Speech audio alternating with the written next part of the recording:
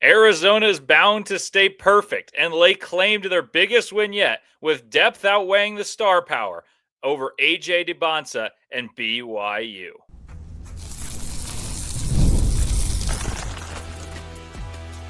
You are Locked On Wildcats, your daily podcast on the Arizona Wildcats. Part of the Locked On Podcast Network, your team every day.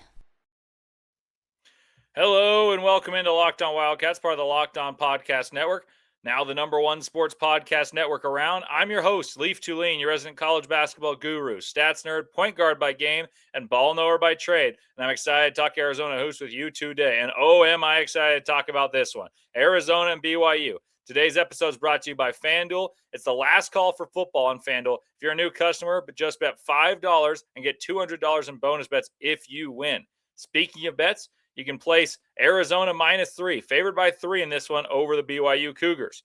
Today on the show, I'll give you a breakdown of number one Arizona traveling to BYU to play the highly ranked AJ Dybantsa-led BYU Cougars in a massive test with my keys to the game, important facts about BYU, and of course, my prediction and analysis of what will happen in this game. Without further ado, let's dive right in.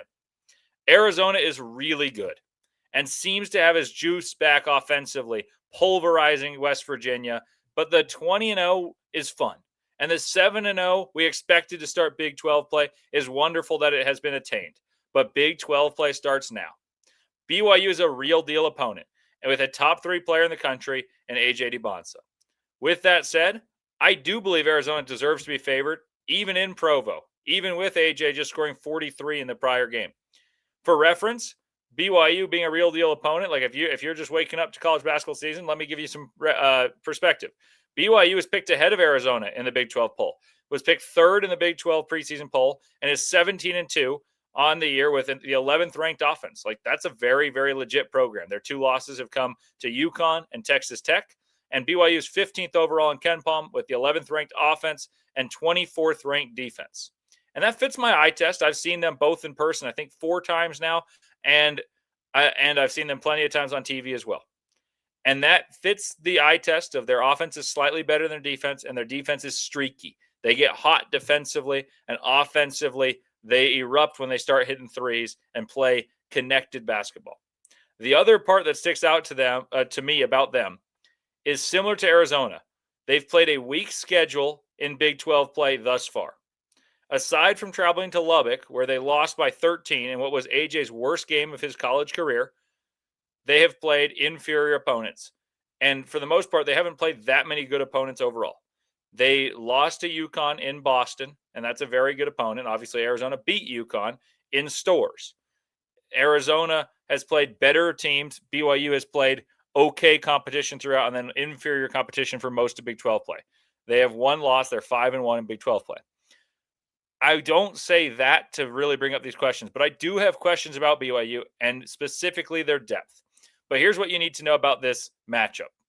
After going 15-2 at the Marriott Center last season, BYU has now won 10 or more home games in 20 straight seasons and likely to do so again this year. So no matter what, they're going to be formidable at home. And this year, they have expectations and a boatload of talent funded by NIL money and a lot of it. Speaking of talent, this is quite a triumvirate right here. Rob Wright, AJ Dybantsa, and Richie Saunders, the 3 best players for BYU. Actually, I would argue Keba Keita is better than Rob Wright, but that's for another time. The 3 best scorers for BYU combined to score 60.4 points per game. That's 70% of the Cougars' points this season. So that is the trio to stop. I think this is good and bad for both Arizona and BYU, whichever way you want to spin it.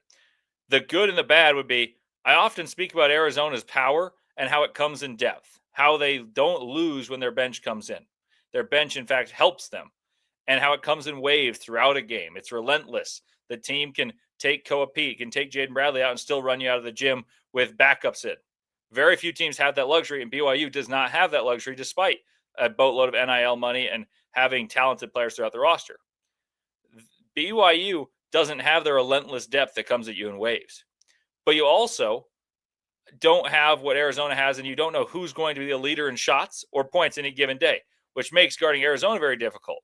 So I think that bodes well for Arizona. The opposite is that You need some serious consistency to have 60 points per game scored between 3 players.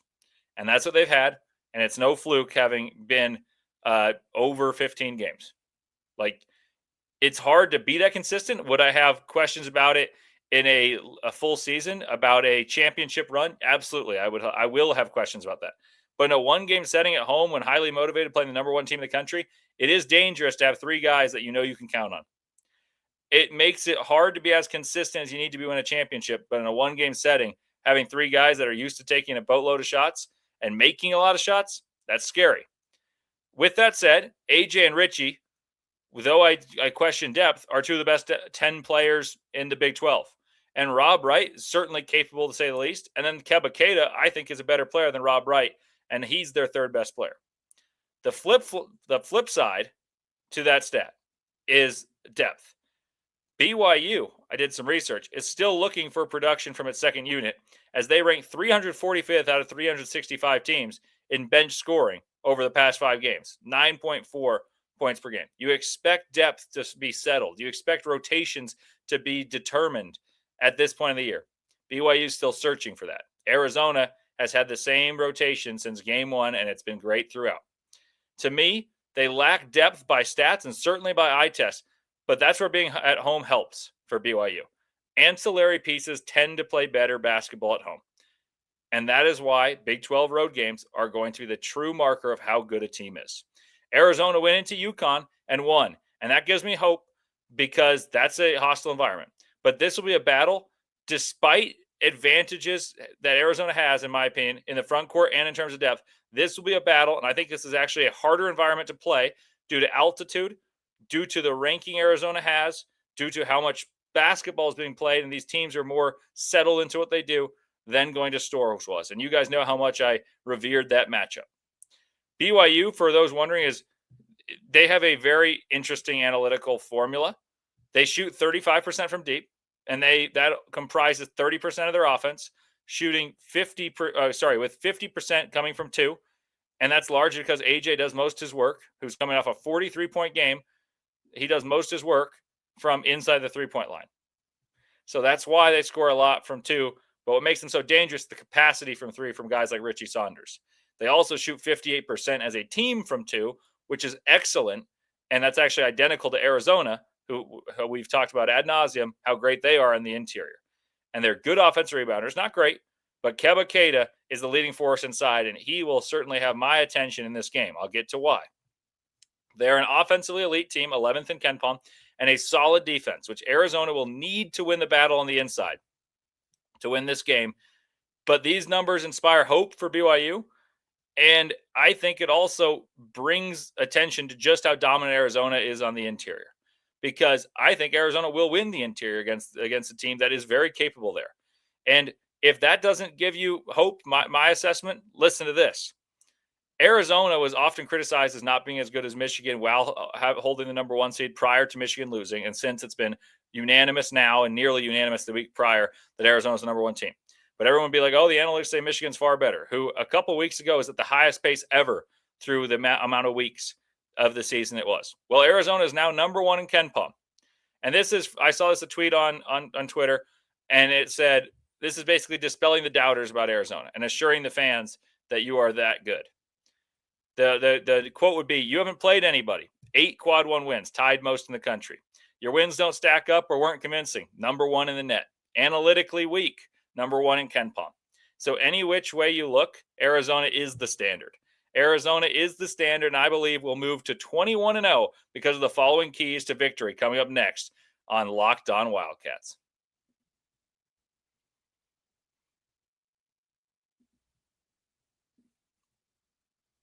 It's the last call for football on FanDuel. On final Sunday, it's one final Sunday. One last kickoff, the final chance to get in on the action before the NFL season officially comes to a close. It is the Seahawks and the Patriots, a rematch of when Marshawn Lynch was denied the ball by Pete Carroll. We'll see who wins this one. This is Super Bowl 60, and FanDuel is making sure you're right in the middle of it with a special offer just in time for the biggest game of the year. This is where predictions turn into plays, stats turn into storylines, and every snap feels bigger. It's the perfect way to cap off the season and make the Super Bowl even more exciting from kickoff to final whistle. If you're a new customer, just bet $5 and get $200 in bonus bets if you win. Make it count, because after Super Bowl, the season is over. Last call for football on FanDuel, an official sportsbook partner of Super Bowl 60. Visit FanDuel.com to get started.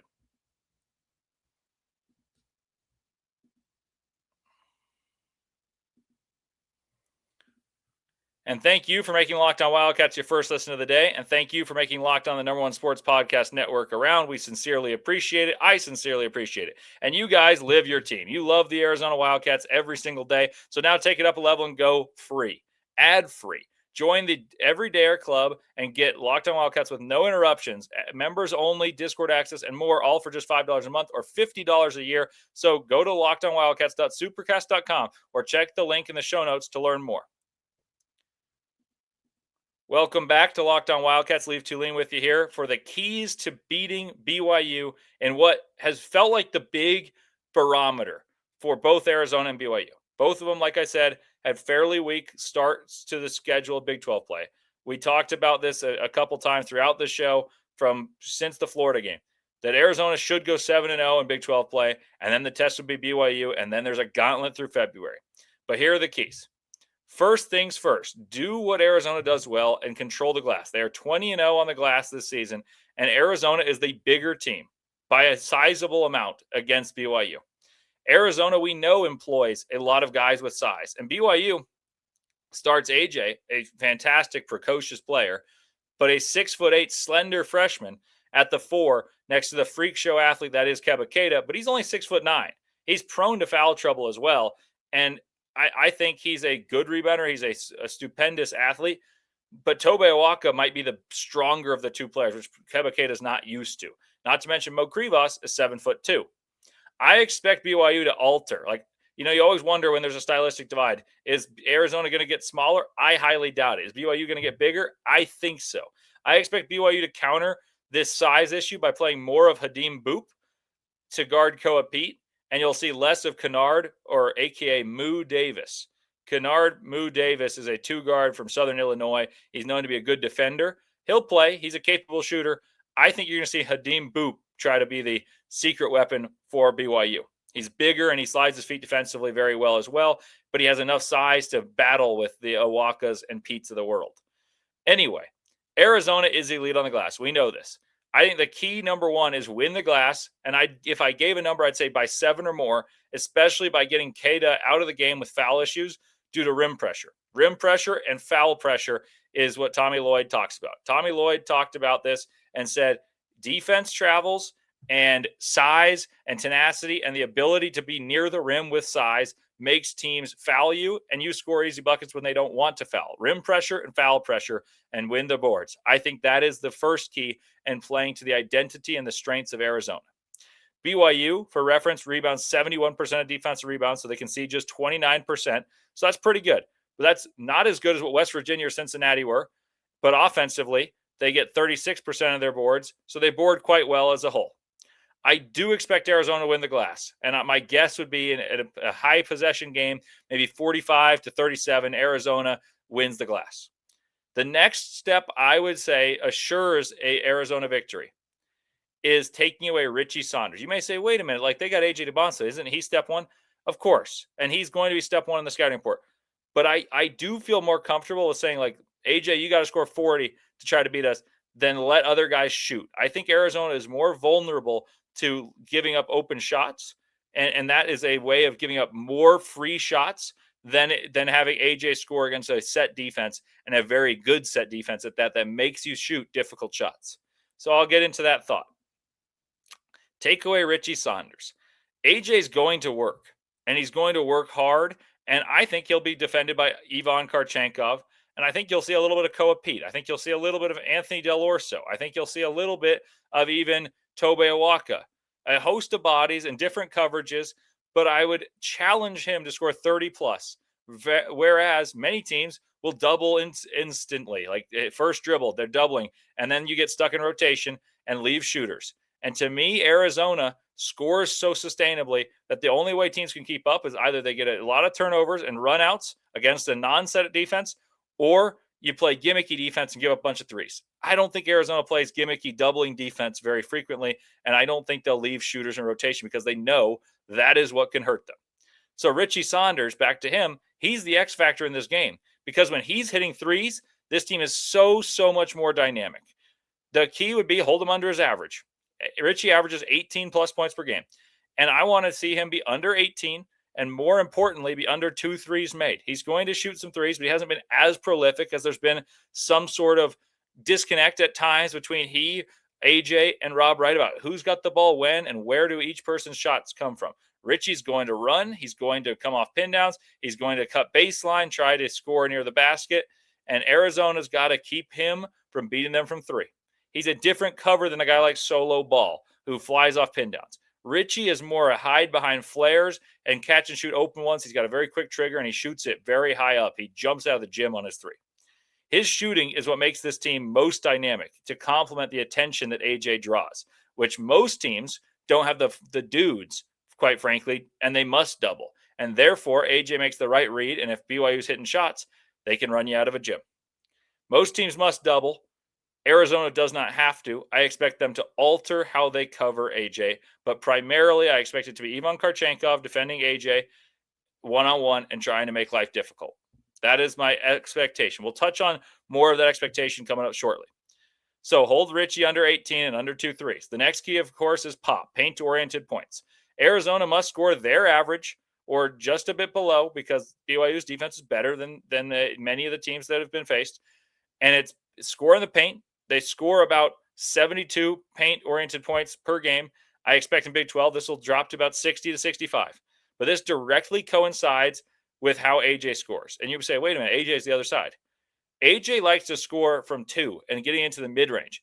Arizona must play their game and score in the paint and ask someone to score as efficiently as Arizona does from 2, but they're going to have to do it from the mid-range, whereas Arizona is going to score from 5 feet and in. We saw this with Themis Folks. We saw this with Mo Odom. We saw this with Masamba Diop hitting mid-range. AJ is fully capable of hitting those mid-range jump shots that Arizona's defense is inclined to give up. But how efficiently and how frequently can he do so when the offensive game or defensive game plan is make life hard for him and don't leave shooters? Probably not as sustainably as Arizona can score from 2. Arizona shot 58% on 2s, scoring 58% of their points from 2. And if they stay anywhere near those marks against BYU, who scores 58% of their 2s, making up 50% of their points, Arizona's going to win because I don't think you can shoot 58% from 2 against Arizona. I just don't think it's possible. Arizona holds teams to 44% from 2, and I think that is more in the ballpark. And it says AJ is going to shoot mid-rangers, Mo Krivas is going to shoot dunks, Koa Pete's going to shoot layups, AJ is going to shoot mid-range shots. That is kind of the expectation I have. Essentially, Arizona's goal should be scoring about 65 paint-oriented points. Points in the paint plus free throws made. And to make AJ and the BYU Cougars shoot the hard shots from 2 that Arizona typically forces. They run you off the line. You don't score that many shots from 3. And then therefore the shots that are given up that only Arizona concedes 44%, which is significantly better than the average, which is about 53% in college basketball. They ask you to make hard shots. Can BYU make hard shots as much as Arizona can make easy ones? That is the question. And the last key is, can Arizona get any help from 3? And I have a little bit of I wouldn't say a rant, but I think this is a misconception about Arizona. Arizona doesn't need a lot of output from 3. But when they do hit 3s, they run teams out of the gym. And it's not a prerequisite to compete, but it is a sign of dominance when Arizona hits 3s. Arizona does not need to hit 3s to score 85. In fact, they scored 93 against Florida with 2 3s. But if they hit 3s to complement the potency of their interior scoring, they will run you out the gym. Arizona is spoken of by many commentators, I think erroneously, as a team with a glaring weakness from 3. And it's the X factor, the quote-unquote, what has to happen for Arizona to win? It's hit 3s. No, it does not have to happen for them to win. It just if it does happen, they will win big. I think that's the difference. It's not a X factor they have to hit 3s to win. If they hit 3s, they will win by a lot, is my thing, against just about anyone. To me, it's wrong to say that they can't shoot. They shoot 36.5% from 3. And they have a strength so potent and so powerful that they need not rely on 3s. And if they get threes, it's icing on a perfectly constructed, well-formed cake that already comprises a ton of points that will repeatedly score based on rim pressure and foul pressure, which is the MO of Tommy Lloyd's Arizona Wildcats team. The goal in this one, I think, will be 6 threes. If you score 6 threes, I think Arizona wins this, and I think they should win comfortably if you get 6 threes plus anywhere near your average from 2. And I would say be no more than -3 in the three-pointers made department. So if Arizona hits 6 and gives up 9, I still think Arizona wins. If they score 4 and give up 7, I still think they win. If it starts getting like BYU's hitting 10 plus and Arizona's at 4, it could get dicier because BYU is a very momentum-based team. Those are my keys. Let me know what you guys think. Coming up next, my final read on this game, all after a word from Mazda.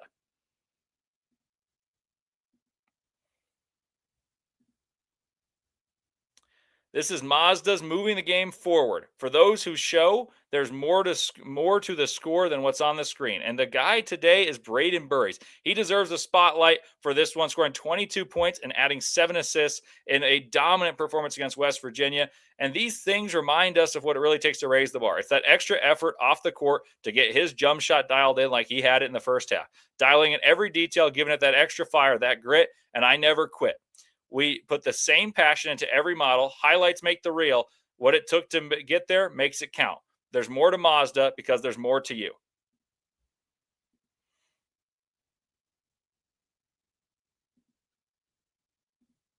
Welcome back to Locked On Wildcats. Leif Tulane with you here for a preview of Arizona against BYU, a ranked clash in the Big 12. So here's what I expect from this game. I expect Arizona's depth, specifically in the front court, with Mo Krivas, with Koa Pete, with Tobe Awaka, to be exceedingly important because BYU has one good center, and that's Keba Keita. He is prone to getting in foul trouble, and he knows how important he is to this game. I'm sure he has been told, like, you may have to give up a few baskets, and you may need to play a little less physically because we need you to have any chance to stay close on the boards. But if they can get Keba Keita into foul trouble and win the glass against Abdullah Ahmed, who I will be honest, he's coming from the G League. I thought it was a cheating thing to get a player like that. I think the NCAA has a real issue beginning with Abdullah Ahmed, with James Najee, but Abdullah Ahmed is not good. He's tall. He might be able to rebound. He might block a shot. But if you can get to him, Krivas and Awaka are going to eat. Pete, too. And then the next guy, who I think is the X factor for BYU a little bit, is Kadeem Boop. Neither of those guys, I think, can hang with Awaka, Pete, and Krivas. Keba Keita, getting him into foul trouble is really important for Arizona if they want to dominate the glass and dominate on the interior points. I also would expect that to happen, frankly, but I just want to point out that will be a underlying narrative to this game. I also expect Arizona to get to the line and free throws to be very important in a hostile environment. Arizona has missed a fair number of free throws, but they've made more free throws than the opposing teams have attempted. So they get to the line a lot and convert at a decent rate. But I want to bring up my expectation for who and how Arizona will guard AJ. I think Ivan Karchenkov is the best defender in the Big 12. I've been vocal about this for a while. I think he's going to draw the assignment primarily on AJ, but I would not be surprised to see Koa. I wouldn't be surprised to see a guy like Awaka try to rough him up a little bit. I wouldn't be even that surprised if you see some minutes of Aristode. The thing that's interesting is I expect varied coverage, but when it really is close, I think Arizona is going to trust their man-to-man defense and say, Ivan Karchenkov, you're our guy. You guard him. We'll have big guys behind you, and you make him shoot difficult shots. Run him off the three-point line. He doesn't want that many threes. Try not to foul and make him elevate and hit 15-footers all night over you while we're going to pound them inside and score from 5. Karchenkov, here's my bold prediction. I think his stock, his first-round stock as an NBA draft guy, is going to rise after he really makes it life very difficult for AJ in this game. UConn, for reference, I did a little film study because I'm a nerd. UConn played AJ more straight up, fewer doubles, and dared him to score. First half, AJ struggled. Second half, he had a great second half and carried BYU into contention where they fell by 2 against UConn in Boston. And then I was at the game against UNC before Caleb Wilson was a known commodity to the level he is right now. And I thought, wow, this Caleb Wilson guy is enormous. He's defending AJ's post-ups without help. He and Jaron Stevenson did a very good job. I expect Arizona to play without doubling. Whereas Utah, who I saw play AJ in the game where AJ was okay, as opposed to when he just scored 43 against Utah in a rivalry game, they did well the first time by doubling and tripling on every touch, every dribble, and daring others to beat them and scramble out of rotations. And they dared others to hit timely shots. Texas Tech did that against BYU, and they were excellent. They really bothered AJ into what I think was his worst collegiate game. To me, I think Arizona is going to opt to play more similar to Connecticut and North Carolina because they have that size, because they can play him straight up and say, make difficult shots against our good defenders, and we're going to take away the others and dare you to score 40 to have a chance. And make him make his plethora of hard mid-range shots over long, strong athletes and a host of them, because Arizona doesn't just have one guy who can defend him. This is going to be the method I expect because it makes them hit and get fewer three-point shots created by AJ's just heliocentric offense. Like, you watch him, he's going to have the ball, and if they play iso ball, there's going to be less help delivered and then less rhythm given to BYU. And here's a vital issue, and rhythm is the word that made me think of it. BYU, I am skeptical of in the grand scheme of the Big 12. And I've said this to people around BYU. I've said this to people on radio shows. I think BYU is best when they play through AJ as their pseudo point guard, at least as their advantage creator. But if there are no doubles thrown, I'm not going to say there are going to be none, but I think there will be fewer than the BYU is used to. AJ takes the ball out of Rob Wright's hands, which I think is good for BYU. But Rob Wright wants to be on ball, thinks he is best on ball, and probably is best on ball. And they have this strange tug-of-war dynamic where Rob Wright tends to over-dribble and get stuck into action too deep in the paint. And I think he needs to play very well. And if Arizona doesn't double, where it allows Rob Wright runways to the rim or catch and shoot shots, I think you see him work against AJ in the sense of one of them is going to have the ball and the other is going to be kind of isolated off the ball, and they're not a big threat away from the ball.